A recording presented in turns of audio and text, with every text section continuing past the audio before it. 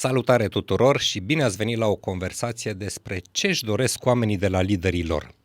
Contextul este dat de un studiu făcut de Gallup, studiu care se numește Global Leadership Report What Followers Want, adică ce își doresc oamenii de la liderii lor, un raport global de leadership, raport care a fost publicat la începutul anului curent cu ocazia unui summit internațional.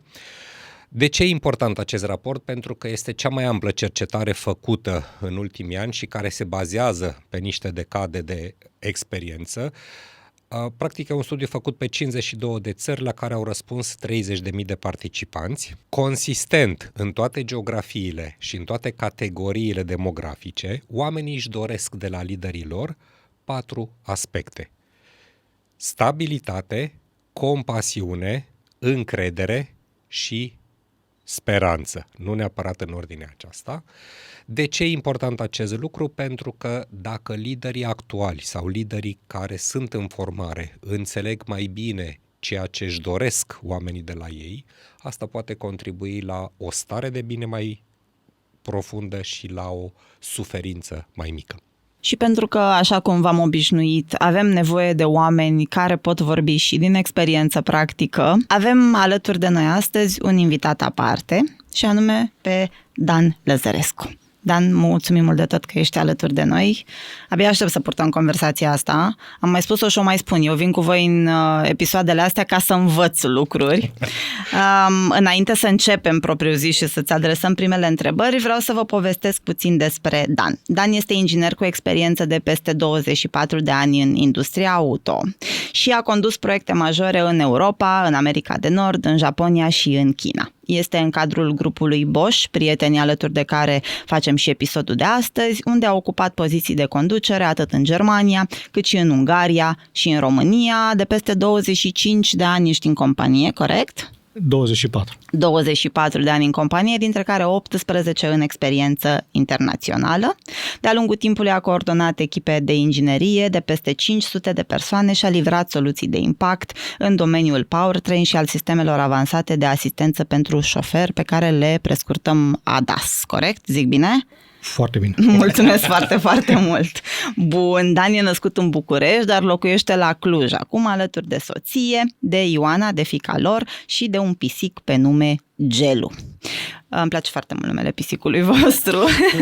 Ca să fim corecți, Gelu Covrigelu. Gelu Covrigelu, excelent. Asta voiam să te întreb, că știu că animalele de companie au un nume oficial care e folosit aproape niciodată, pentru că le spunem în multe alte feluri. Bun, Dorin, ajută-ne puțin cu un pic de context, ca să vedem ce ne poate povesti astăzi Dan. Păi, mersi mult că participi împreună cu noi la această conversație. Cum ziceam, contextul este dat de acest raport și subliniez încă o dată ideea asta că cele 4 dimensiuni care reprezintă ceea ce își doresc oamenii de la liderii lor sunt consistente în toate țările, în toate categoriile demografice și celor care au răspuns la chestionare li s-au adresat 2 întrebări. Așa că aș vrea să-ți adresez și ție pe rând cele 2 întrebări. Prima fiind așa: care lider are cea mai bună influență asupra vieții tale de zi cu zi? În primul rând, vă mulțumesc pentru invitație. Este prima mea participare la un podcast, sper să mă descurc bine. Până aici e minunat.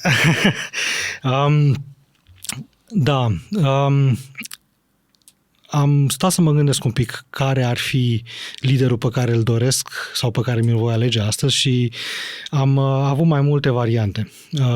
Unul dintre liderii care m-au inspirat în decursul vieții a fost chiar tatăl meu. O altă lideră care mă inspiră în fiecare zi este soția mea. Însă pentru discuția de astăzi m-am hotărât să îl aleg pe David Popovici. Wow! Ok. Asta îmi ridică un pic mingea la fileu și o să te rog să detaliezi, pentru că a doua întrebare care a fost pusă în aceste chestionare este în felul următor. Te rog, enumără 3 cuvinte care descriu cel mai bine contribuția acestei persoane la viața ta. 3 cuvinte.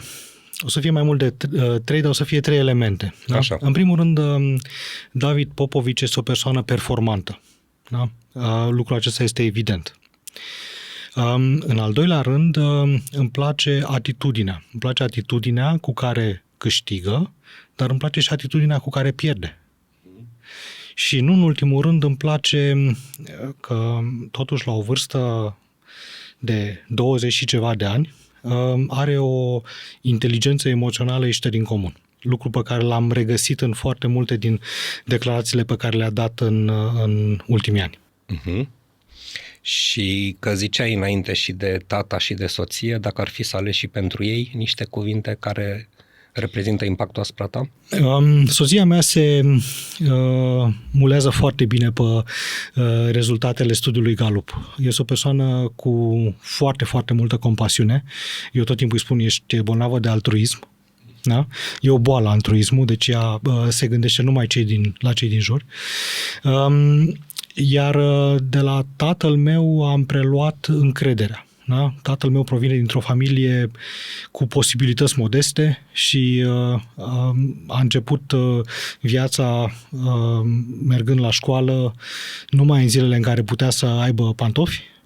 Și în tot ce a încercat a reușit prin forțele proprii și muncind și învățând. Și asta pleacă de la încrederea pe care el a avut-o și o are în propriile lui posibilități.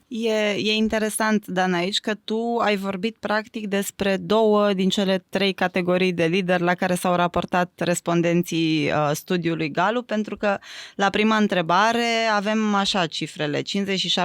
57% dintre respondenți au indicat un membru al familiei, deci cel mai des găsim, iată, tatăl, soția, mama și așa mai departe. 34% au mers în mediul profesional, la manager, la lideri din organizație, la colegi, și tabloul e completat și de zona asta de persoane publice, personalități, lideri spirituali. Uite, întorcându-mă la exemplul tău cu David, sunt curioasă pentru că cred că e ușor de înțeles de ce ne uităm ca fiind inspiraționali la oameni care fac performanță, dacă vorbim de lideri. Eu sunt curioasă în viața unui lider.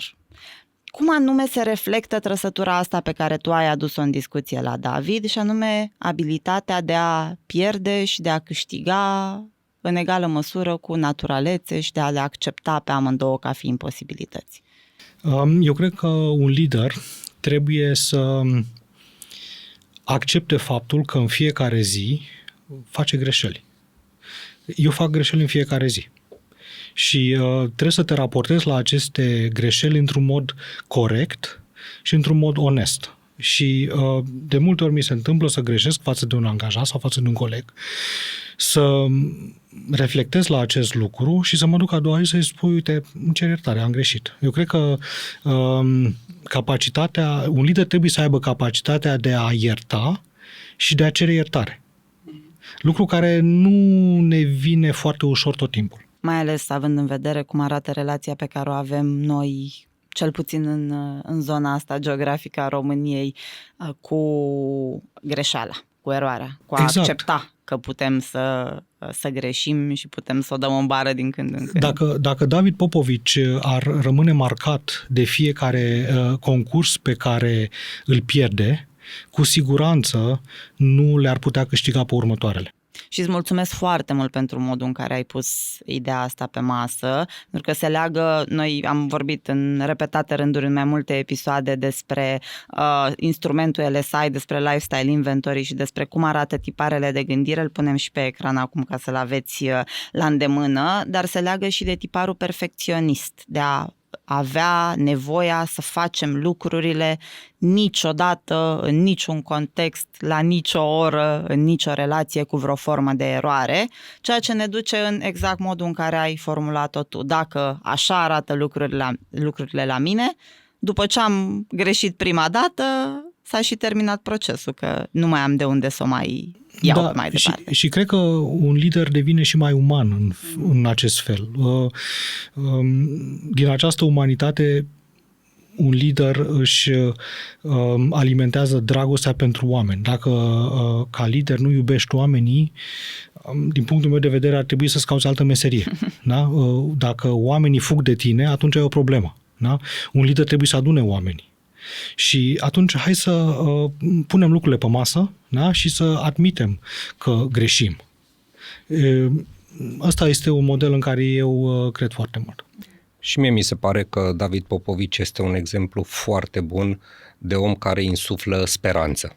Și când mă uit la el, așa, prin filtrele mele personale, mi se pare că tinerii, că țara asta, că oamenii care urmează pot să vadă speranță. Și revin un pic la studiul ăsta pentru că să mai completez cu niște date ce zicea și Luciana înainte. Cei 4 indicatori care au fost concluziile acestui studiu zic așa, că speranța reprezintă 56% din ceea ce își doresc oamenii de la liderii lor și practic iese în evidență ca și dorința principală a liderilor. Pe locul 2, încrederea, 33% este de asemenea fundamentală și pe ultimele locuri, împreună compasiune cu 7% și stabilitatea cu 4%, întregesc cumva aceste dimensiuni. Și vă propun să intrăm un pic pe fiecare în parte. Să începem cu speranța? Cu speranța începem, da. Și o să facem și o definire la fiecare dintre ei ca să avem cât mai multă claritate asupra cum vede studiul ăsta fiecare dintre pilonii ăștia. Iar la capitolul speranță, el definește speranța ca fiind din perspectiva celor care urmează liderii. Sentimentul ăsta că liderul poate să-mi dea o viziune pozitivă despre viitor, iar pentru lideri, de partea cealaltă, este capacitatea de a oferi claritate despre direcția în care mergem. Și curiozitatea pe care o am eu aici, pentru că studiul ne arată și că cu cât persoana la care ne raportăm ca fiind lider este pe un rang mai înalt, pe o poziție mai înaltă, cu atât e mai mare nevoia asta de a oferi speranță. Se duc adepții mai degrabă către persoanele care sunt în pozițiile cele mai înalte. Și curiozitatea aici este în contextul în care voi sunteți parte dintr-un grup global, cum arată la nivel de leadership oferirea asta de claritate, respectiv oferirea sentimentului că există un outcome pozitiv în viitor, mai ales în contextul în care știm că traversăm o perioadă destul de instabilă, putem chiar să o numim o criză în industrie cel puțin. Eu cred că în primul rând preiau ideea aceasta de ierarhie. Da? Eu nu sunt un mare fan al ierarhiei, chiar dacă ea există în toate organizațiile. Eu ca lider nu mă poziționez ierarhic și refuz termenul de superior. Eu nu conduc nici din spatele oamenilor, nici din fața oamenilor, eu conduc din mijlocul oamenilor. Iar nevoia de speranță este nevoia de a avea încrederea unui viitor bun. Dacă ca lider te duci în fața oamenilor și le povestești, dragilor, vine apocalipsa și gata, o să dispărem cu toții, nu poți te aștepta la performanță. Da? Angajații și colegii mei au nevoie de acest confort psihologic, da? Pentru a performa. Și atunci ei vor să vadă aceasta la un lider prin claritatea viziunii, dar nu numai, da? Prin autenticitatea acelui lider, pentru că ei trebuie să aibă și încredere în viziunea pe care liderul o transmite și lucrul ăsta trebuie să se întâmple într-un mod natural și optimist. Eu te-am auzit zicând câteva cuvinte cheie pentru că iar mă întorc un pic la metodologia de cercetare ca să ajung la cuvântul ăsta speranță. În momentul în care s-au completat aceste chestionare, cum ziceam, de la 10.000 de oameni din multe țări, s-a făcut așa o clusterizare, o categorisire, dacă vrei, a termenilor ca să convergă cumva către cuvântul speranță. Și sunt 3 clustere, mi le-am și notat aici.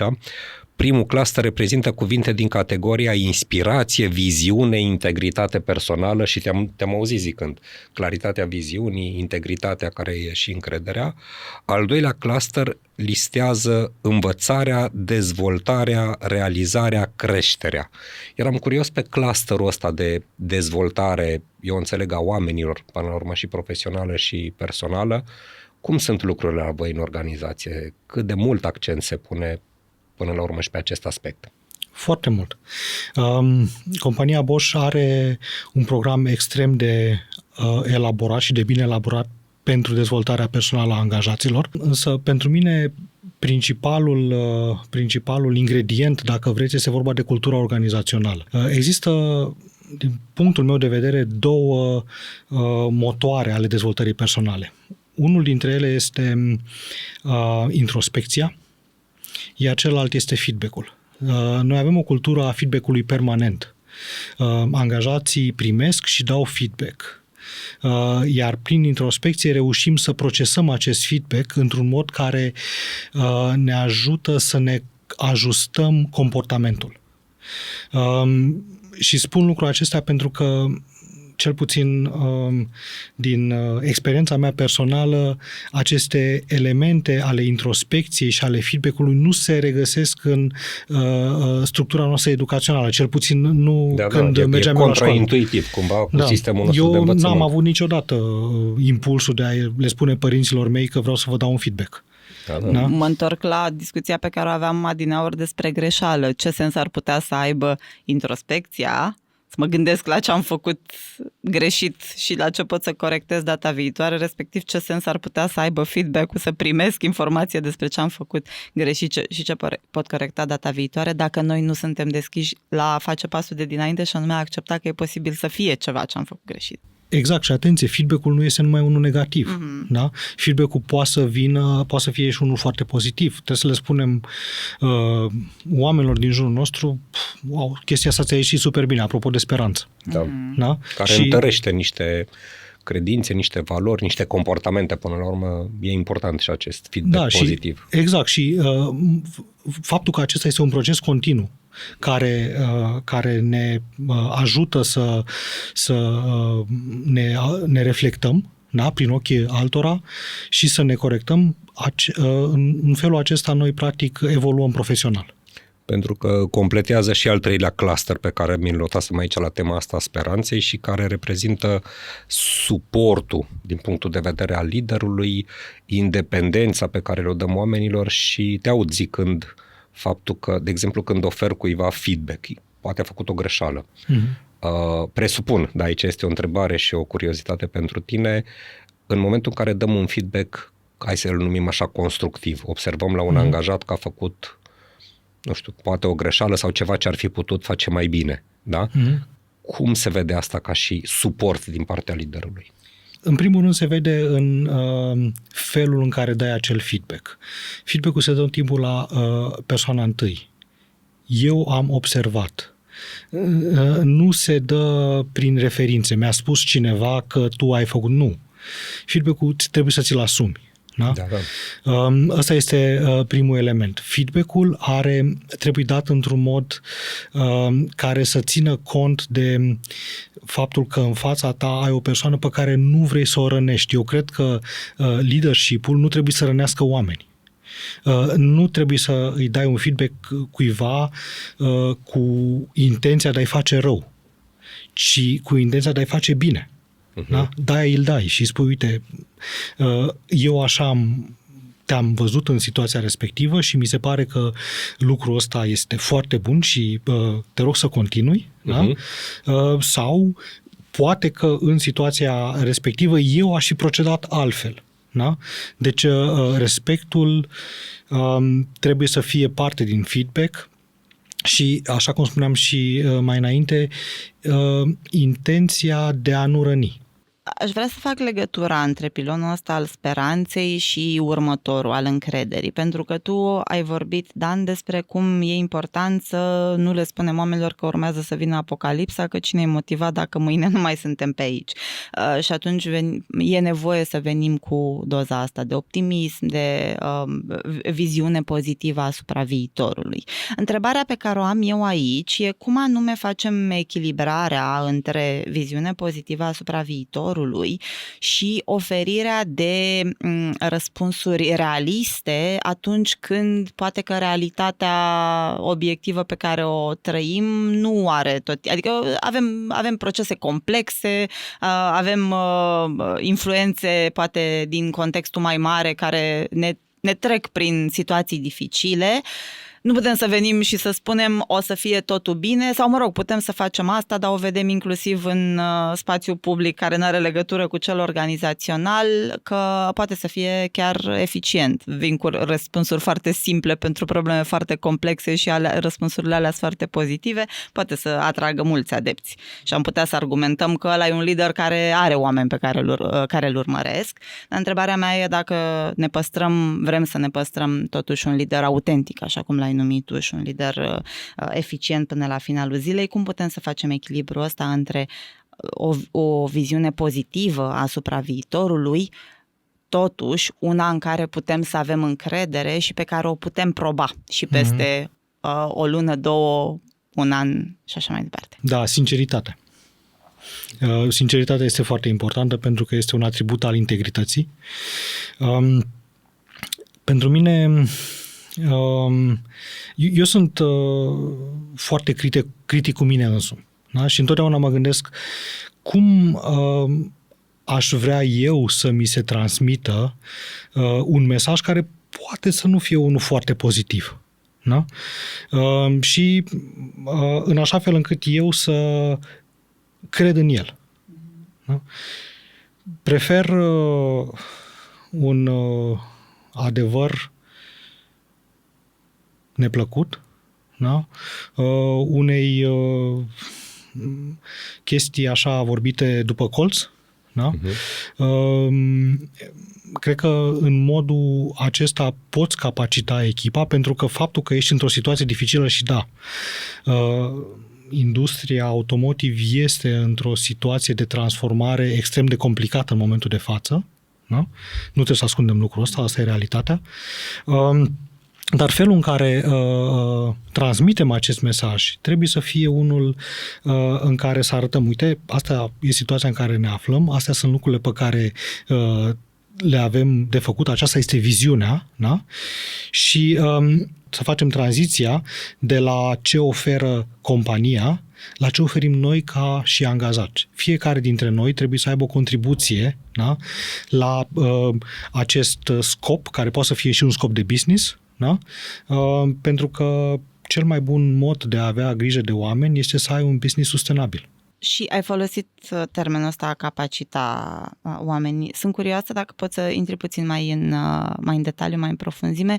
În experiența ta cu echipele pe care le-ai condus tu de-a lungul timpului, care găsești că sunt practicile cele mai eficiente atunci când vine vorba de a capacita oamenii pe care îi conducem, în contrast cu a-i menține în relația asta în care urmează liderul și liderul vine și le dă răspunsurile alea frumoase și vedem noi mai departe cum ne descurcăm? Propriul model. Modelul meu personal se poate sumariza în 5 termeni. Da? De fapt este un acronim pe care l-am învățat și eu și de-aia l-am și reținut, se cheamă ADIOS. Da? A-ul este Act with Integrity. Acționează cu integritate. Al doilea cuvânt este decide. Decide atunci când echipa și oamenii din jurul tău au nevoie de decizie. Eu nu cred că un lider trebuie să decidă tot. Dar există momente într-o echipă în care liderul trebuie să reducă complexitatea și să focuseze echipa pe lucrurile pe care el le consideră a fi corecte. Da? Al treilea este inspiră-i. Da? Iar aici inspirația vine prin contactul interuman. Da? Eu prefer întotdeauna contactul direct cu oamenii și vă mărturisesc că nu sunt un mare fan al întâlnirilor online. Al patrulea cuvânt este organize sau organizează, pentru că așa cum rezulta și din studiul Gallup, oamenilor nu le place haosul. Da. Da? Iar ultimul cuvânt este S, înseamnă give sense, explică.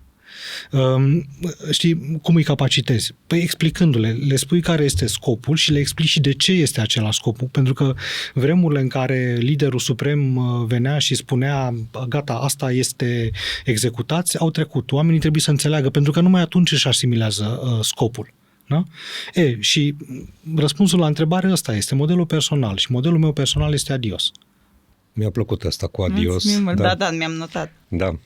Nu este un brand personal, l-am învățat și eu la niște lideri care m-au inspirat de-a cursul timpului în compania Bosch și da, mi se pare că este un model foarte bun de urmat. Mulțumim mult că l-ai dat mai departe. Intrând un pic în dimensiunea asta încrederii, tot așa, cuvintele care au dus la această categorie, cei de la Gallup au făcut iar mai două categorii, două clustere care grupează atributele identificate astfel: comunicare, accesibilitate și încredere, și clusterul al doilea despre colaborare, muncă în echipă și compromis. Și sunt doi termeni aici unde chiar te-aș invita să-i comentezi.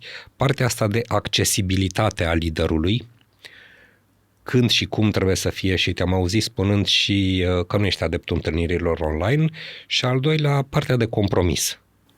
Cum le vezi astea două?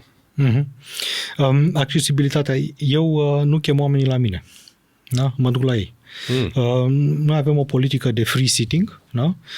Eu mă așez în fiecare zi la alt birou și încerc să fiu cât mai accesibil pentru o categorie cât mai mare de angajați. Și n-am un birou separat, am un birou normal și mă bucur că în fiecare zi descoper oameni noi. Asta mi se pare foarte fain și e o politică, cum să spun, publică la nivelul grupului vostru? Este o politică. Se întâmplă la nivelul leadership-ului? Se întâmplă la nivel global, nu numai la nivelul leadership-ului, și angajații noștri pot să schimbe locul în fiecare zi, pentru că ce se întâmplă? Noi ne-am obișnuit să stăm așa într-un cadru, înconjurați de colegi, și ne adaptăm acestui mediu. Dar ideile, poate inovatoare, apar atunci când schimbăm acest mediu. Da? Și e interesant să vezi că doi colegi care nu s-au mai cunoscut niciodată încep să comunice și să dezvolte o idee pe care poate în cadrul acela extrem de fix pe care l-au avut înainte nu o puteau realiza. Da? Deci pentru mine accesibilitatea înseamnă să fiu cât mai aproape de oameni diferiți în fiecare zi. Aici sunt curioasă, Dan, o să vă deviez un pic de la întrebare, că sunt curioasă cum anume arată celălalt sens al autostrăzii astea. Asta e felul în care au acces oamenii la tine. Sunt curioasă cum anume te impactează pe tine ca lider faptul că ești expus la echipe diferite, în locuri diferite în fiecare zi. Mă afectează că fac foarte mulți pași. Da? Și, deci e de bine. Și lucrul ăsta mă ajută. Da? Îmi consumă timp, dar este un timp foarte bine investit și mă mai impactează într-un fel. Știi? Eu am învățat că ca lider nu pot să fac fericit pe toată lumea. Da? În fiecare zi colectez, am un ghiozdănel așa imaginar, da, pe care îl port cu mine și la birou și acasă.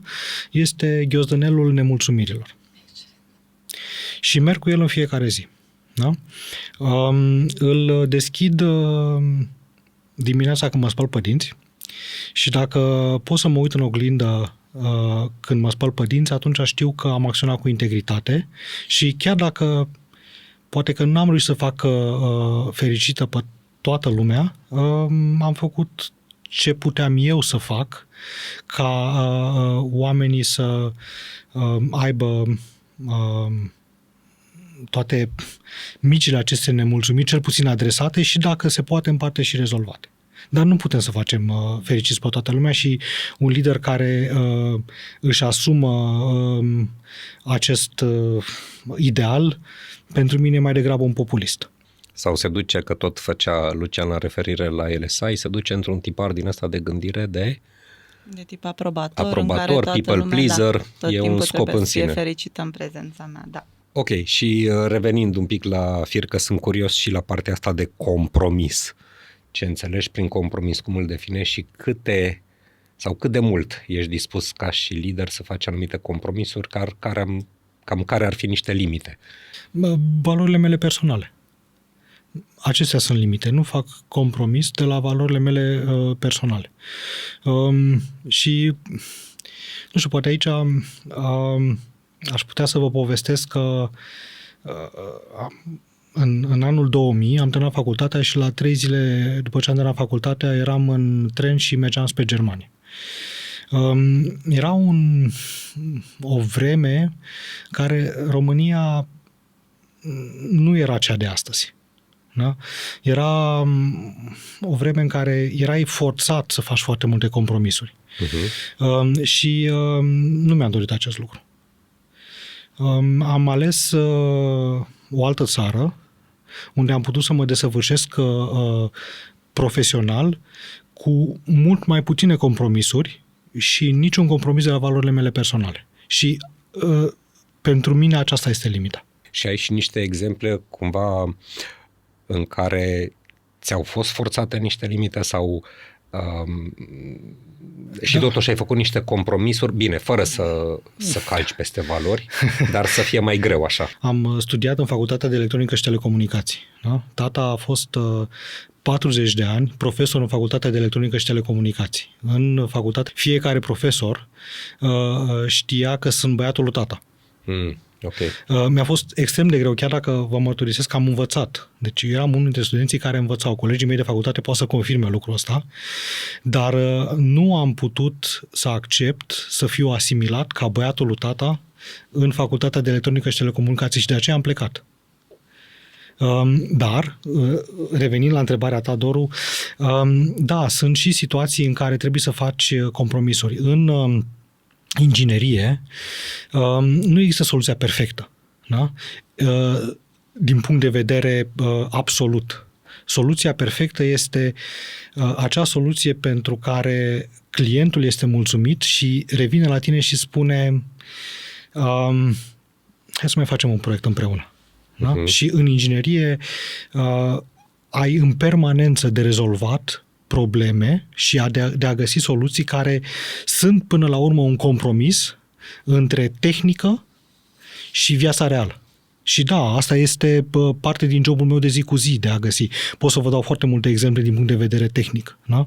Din punct de vedere uman, ai întotdeauna cele mai dificile situații pe care le ai de rezolvat nu sunt situațiile în care rezolvi proiecte sau probleme tehnice. Sunt situațiile în care implică destine umane. Și da, aici constați că poate un angajat nu are cea mai bună performanță într-un anumit interval de timp. Iar eu încerc să, înainte de a judeca, să fiu curios. Pentru că prin această curiozitate înțeleg de ce poate un angajat nu poate să aibă acea contribuție pe care o aștept. Și de foarte multe ori sunt situații personale pe care le avem și noi în viața de zi cu zi și pe care trebuie să le acceptăm și pentru care trebuie să facem compromisul, da? De a nu judeca greșit, da? Un angajat.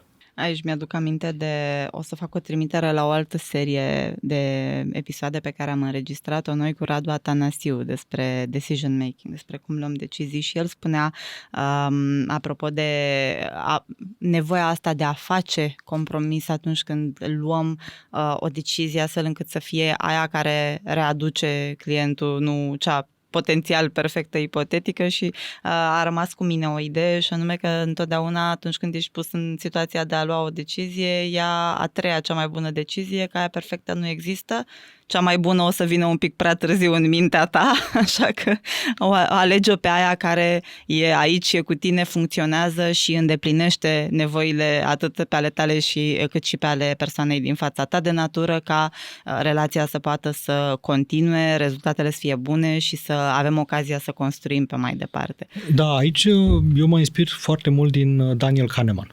da? Care are această teorie a gândirii rapide, gândirii lente. Da? Practic, noi avem două sisteme.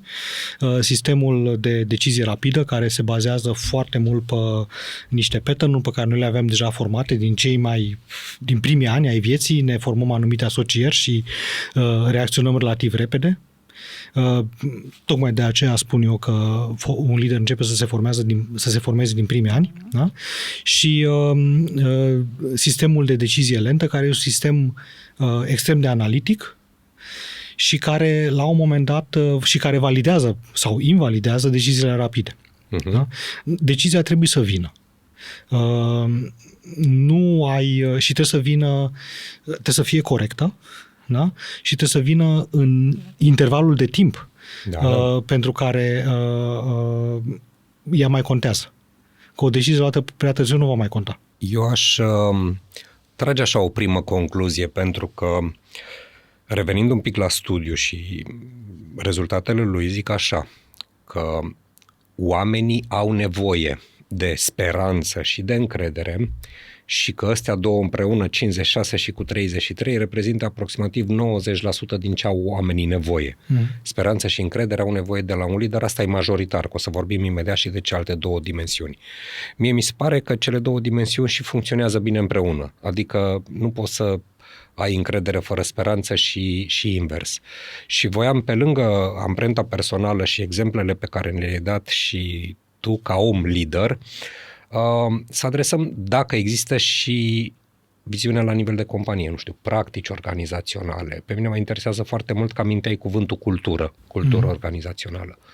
Cum sunt astea revăzute, indiferent de amprenta personală a liderului, în ADN-ul organizației? În compania Bosch practicăm un leadership sistemic, îi spunem noi. Că acest leadership sistemic are 3 componente. Prima componentă este strategia. Care este scopul pe care ți l-ai propus și cum îl atingi. Da? A doua componentă este care este procesul de livrare, aș spune eu, mă oferesc un pic de cuvântul structură pentru că ne gândim tot timpul la structură organizațională. Care este procesul de livrare? Adică dacă eu aș avea un business prin care ofer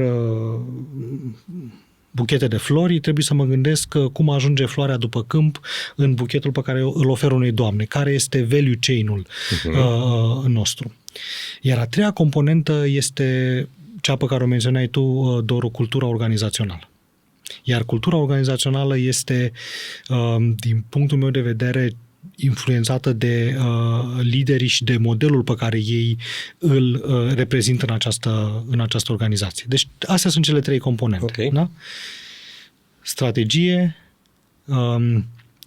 value chain și cultură. Și până la urmă că ideea asta, știi, tot aminteai tu înainte de valorile personale.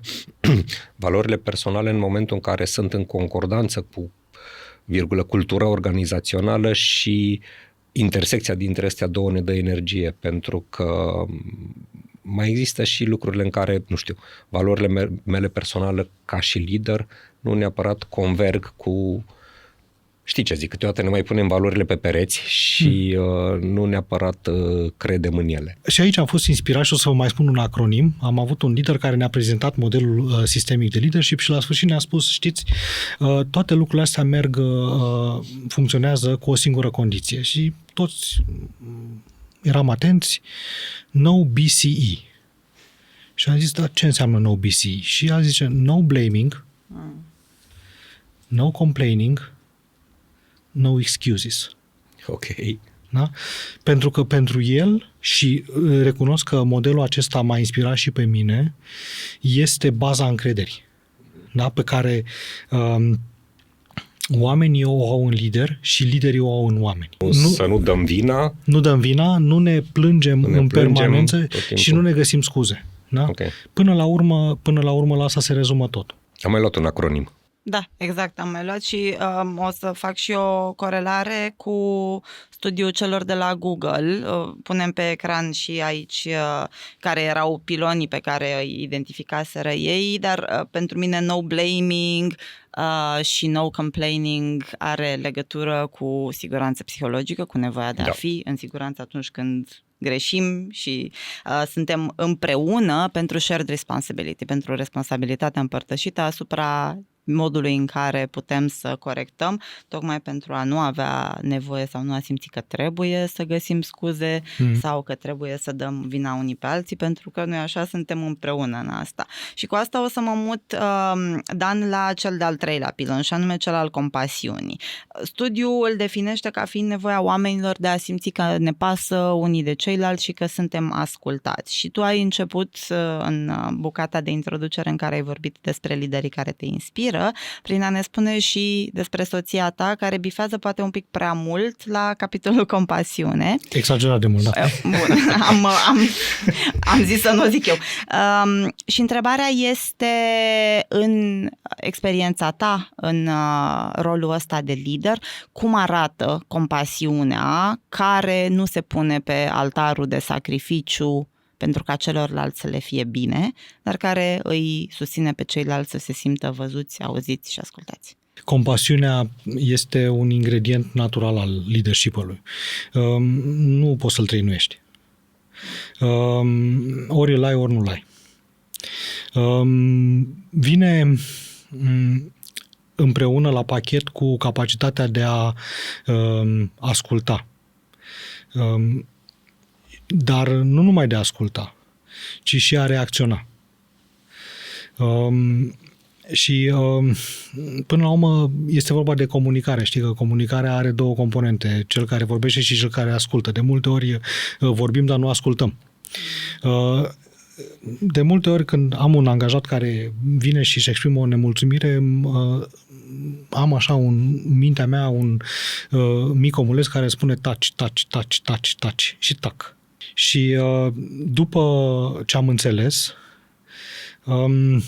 după aceea intru în faza în care de revenire, da? În care încerc să-mi dau seama cât de mult pot eu să influențez problema pe care o are angajatul respectiv. Nu le pot influența pe toate. Unele le pot influența, altele nu le pot influența. Nu pot să influențez soarta unui angajat care se află într-un proces de divorț. Leadership-ul nu este numai despre succese și despre beneficii și despre... este și despre...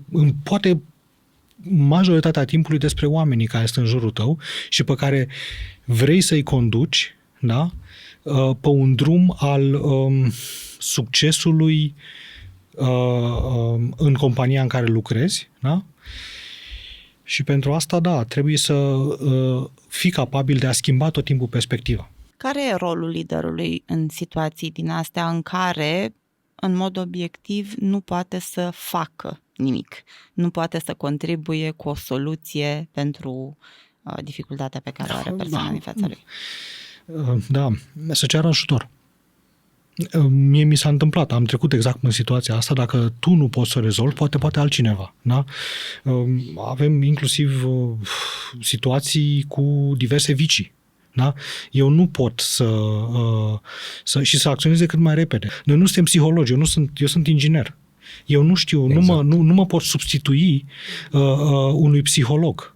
Da? Dacă constat astfel de situații, trebuie să cer ajutor.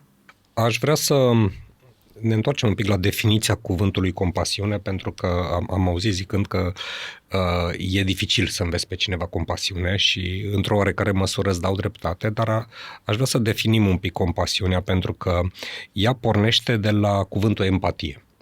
Empatia e la baza compasiunii, dar aici empatia e de două feluri. Există și empatie emoțională și empatie cognitivă. Empatia emoțională, nu știu, vezi pe cineva că își dă cu ciocanul peste degete, parcă îi simți durerea. Empatia cognitivă însemnând că îți înțeleg stările. Dragă client, înțeleg că am întârziat livrarea și că ești nervos. Și în studiul de la Gallup, când s-au făcut iară clusterizarea asta, categorisirea termenilor, în categoria compasiune era și cuvântul de inteligență emoțională. Eu sunt total de acord că ține și de structura de personalitate și de memoria de la Sistem 1 din modelul lui Kahneman, ce ziceai, că unii dintre noi avem mai multă empatie emoțională, unii dintre noi mai multă empatie cognitivă. Eu cred că dacă ținem și ne înțelegem un pic și partea asta empatică. Eu mai aud multe exemple, uite, și mi-a plăcut și de la tine când ziceai despre doamna care empatie un pic mai mult decât media, dar aud și oameni care, mai ales în mediul business, zic, băi, cu tărică lider nu e empatic. Diferența între empatie emoțională și empatie cognitivă, și acum definiția compasiunii zice așa: compasiunea este egal cu empatie plus acțiune. Adică îți simt sau îți înțeleg starea și fac ceva să te ajut. Și minunat cum ai descris, știi, și exemplele în care ajutăm oamenii să navigheze prin situații personale dificile, implică un grad de acțiune, de empatie din asta emoțională, cognitivă, și cred eu că dacă ne și cunoaștem aceste atribute, putem să o și neapărat trăinuim, dar putem să o îmbunătățim. Să construim un pic, și cred că este de datoria liderului, și o și observ prin organizație că, uite, suntem suficient de vechi în business-ul ăsta, că ziceai 25, la fel și eu, 30, 25. Acum câțiva ani făceam prin companii training-uri din astea de eficiență, de time management. În ultima vreme observ tot mai mult necesitatea prin companii să facem training-uri care adresează inteligența emoțională. Și ca să închei un pic partea asta, vreau să te întreb un pic și din punctul de vedere al programelor de training pe care le aveți în companie. Sunt convins că multe adresează componente tehnice și e nevoie de ele, cam care ar fi, nu știu, mixul, cum se adresează și nevoile astea de dezvoltarea competențelor pe inteligență emoțională. Există training-uri și, din câte mi-aduc eu aminte, cred că compania Google a fost printre primele care a introdus aceste training-uri de inteligență emoțională, care, exact cum ai descris, înseamnă recepția și acțiunea. Deci tu trebuie să fii capabil să recepționezi și după aceea să-ți adaptezi comportamentul într-un mod inteligent, da? Pentru a obține efectul dorit. Există programe de training în compania Bosch în această direcție. Cred că care mi-a folosit mie cel mai mult a fost trainingul de self-awareness. Da? Okay. În care am învățat tehnici prin care puteam, le practic și acum, da? Prin care practic mă autoanalizam și mă gândeam cum mă simt. Da? Cum mă simt și de ce mă simt așa. Da? Sau un lucru care mi-a rămas, de fiecare dată, ca să nu uiți să faci lucrul acesta, de fiecare dată când pui mâna pe o clanță, da? Stai 3 secunde și inspiră. Da? Oferă-ți aceste pauze. Da? Oferă-ți aceste exerciții de defocusare a creierului. Nu mai fi tot timpul. Noi suntem, cu toate problemele operaționale pe care le avem, sunt într-o permanentă cursă. Da? Ori la un moment dat funcționăm așa în niște stereotipuri și nu mai avem capacitatea de a face un zoom out, da? Și de a găsi noi soluții unor probleme pe care noi le considerăm în momentul ăla de nerezolvat. Da?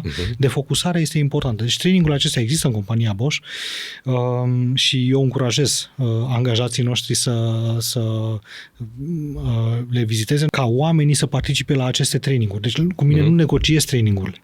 Da? Okay. Nu se negociază, nu există niciun fel de recompensare. Nu. Eu, în discuția și în relația pe care o am cu angajatul, îi fac recomandări, da? Și sunt obligat și e responsabilitatea mea să-i fac recomandări, inclusiv pe partea de inteligență emoțională. Da? Pentru parcursul lui. Pentru parcursul lui, da? Este responsabilitatea lui să aleagă ce îi se potrivește și nu, pentru că compania nu te dezvoltă, tu te dezvolți. Da? Compania trebuie să-ți ofere toate posibilitățile și condițiile pentru a te dezvolta. Da? În sensul ăsta, să știi că eu nu sunt, în modelul de dezvoltare personală, adeptul unui focus pe skill-urile individuale. Da? Eu cred că asta este responsabilitatea angajaților. Așa cum spuneam, fiecare dintre ei trebuie să își aleagă trainingurile la sugestia superiorului. Da? Apropo și de capacitarea de care vorbeai Apropo și de capacitare, da. Și fiecare dintre ei va participa la aceste traininguri, le va aplica în practică și va crește profesional. Însă, Modelul pe care eu îl susțin de dezvoltarea competențelor este un model inspirat din Spotify. Da? Ce este Spotify-ul? Spotify-ul este un streaming de muzică, da? Care cred că are în momentul de față în jur de 40% din industria muzicală. Ei nu se focusează pe cum știu să cânte diversi artiști, da? Ci se concentrează pe modul în care muzica este transmisă. Da? Și așa vedem și noi modelul de dezvoltare a competenței. Conectează diversi artiști din organizație. Cel mai bun mod de a învăța este de la colegul sau colega de lângă tine. Da? Conectează-i.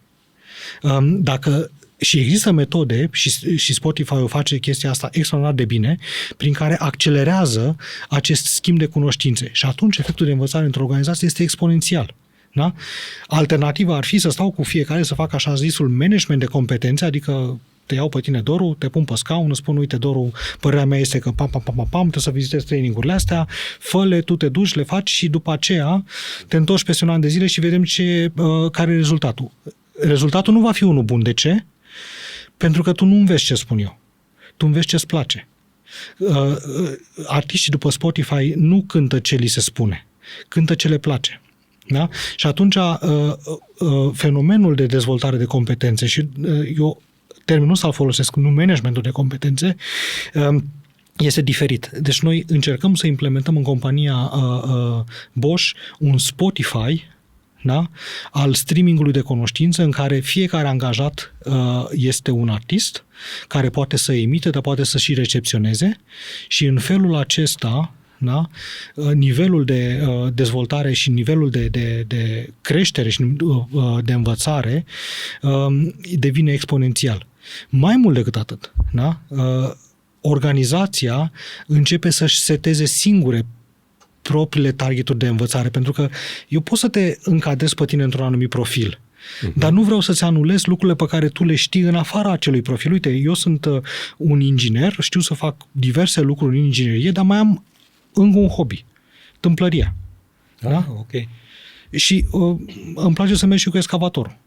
Da? Am excavator acasă și mă dau cu excavatorul și pot să excavez și pot să fac și tâmplărie. Mi-ar plăcea ca lucrurile acestea și cei din compania Bosch care vor să învețe să facă tâmplărie să zică, uite, hai să am de făcut un scaun, îl sun pe Dan, în afară de faptul că el știe C++ sau Azure. Da?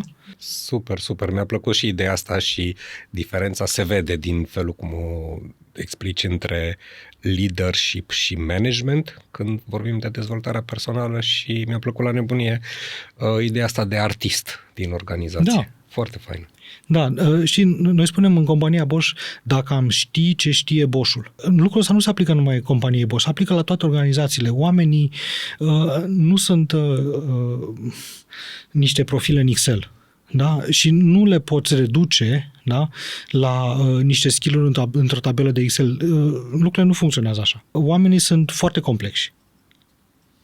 Și dacă știi să lucrezi cu această complexitate și să dai fiecărui angajat posibilitatea de a-și desfășura întreaga personalitate, atunci obții niște efecte extraordinare. Bun, trecând la ultima dimensiune din cele rezultate în urma acestui studiu, cea a stabilității, definiția este nevoia de siguranță psihologică plus construirea unor relații solide în timpuri incerte. Și mi se pare că se potrivește foarte bine și cu timpurile pe care le trăim. Cum arată, din punctul tău de vedere, în condițiile în care mediul și ăsta social și economic, plus tot ce se întâmplă în industria automotiv, cumva este un atentat la această stabilitate? Cum reușește un lider să creeze stabilitate? E adevărat că trecem tu ai spus atentat, Doru, tind să adopt acest termen. Industria auto trece în momentul de față printr-o transformare extrem de rapidă și extrem de agresivă. Iar lucrul acesta creează incertitudine. Predicțiile noastre economice se schimbă n-aș spune de la unul la altul, dar de la un trimestru la altul, și este foarte, foarte greu de a face niște prognoze precise. Da? Există cauze pentru această instabilitate, cauze pe care sper eu că le-am înțeles și că putem să acționăm în consecință și vorbesc aici în special de industria automotive pe care o cunosc. Un lider, în primul rând, eu plec de la ce am. Da? Și ce am în jurul meu este un grup de oameni extrem de talentați. Și sunt fascinat de cât de talentați sunt. Da? Asta am în jurul meu. Plec de la o companie care are niște valori corecte. Da? Plec de la niște condiții de muncă care sunt foarte bune. Da? Și tot timpul spun, uitați, știți, noi suntem ca FC Barcelona. Avem tot ce ne trebuie, suntem super talentați cu toții, intrăm pe teren și jucăm. Putem să și pierdem câteodată, e ok să pierdem. Da? Dar marea majoritatea meciurilor le câștigăm. Da? Și încerc să le ofer acest model sportiv. Că am început cu David Popovici, uite că tot l-am ajuns la FC Barcelona. Da? Da, trebuie să, dacă ne pierdem încrederea în ce putem noi să facem, atunci ne oprim. Da? Noi avem încredere în oamenii noștri, avem încredere în ce știm noi să facem, avem încredere în clienții noștri. Nu putem să ne pierdem așa încredere, să zicem, gata, totul se mută în emisfera estică a Pământului și totul se va întâmpla acolo. Nu este așa. Până la urmă, tehnologiile pe care le folosim astăzi, în marea lor majoritate, au fost gândite în, hai să spunem, într-un sistem de cercetare-dezvoltare bazat pe inovație în spațiul european, în America de Nord și așa mai departe. Și de la asta plecăm. Trebuie să înțelegem însă că în momentul de față există un decalaj foarte mare, da, între producătorii auto-asiatici, care au creat un decalaj atât tehnologic cât și comercial, și noi trebuie să reacționăm la acest decalaj luând măsurile corecte, care poate să fie și o reducere a costurilor, da? Dar, în primul rând, prin a gândi soluții pentru următorul val de transfer tehnologic în industria auto. Dar putem să facem lucrul acesta, deci nu am niciun fel de îndoială că vom reuși. Și se vede pe tine și speranță și încredere și tot reușești să transmiți lucrurile astea și înțeleg. Da, deci există, chiar acum de curând am lansat un produs, da, care a fost conceput inclusiv cu contribuția colegilor din România. Apropo, noi suntem o companie internațională, nu există, în tot timpul cooperăm cu alte locații și sunt foarte mândru că colegi din România, colegi din Ungaria, colegi din Germania și colegi din China au lucrat împreună, da?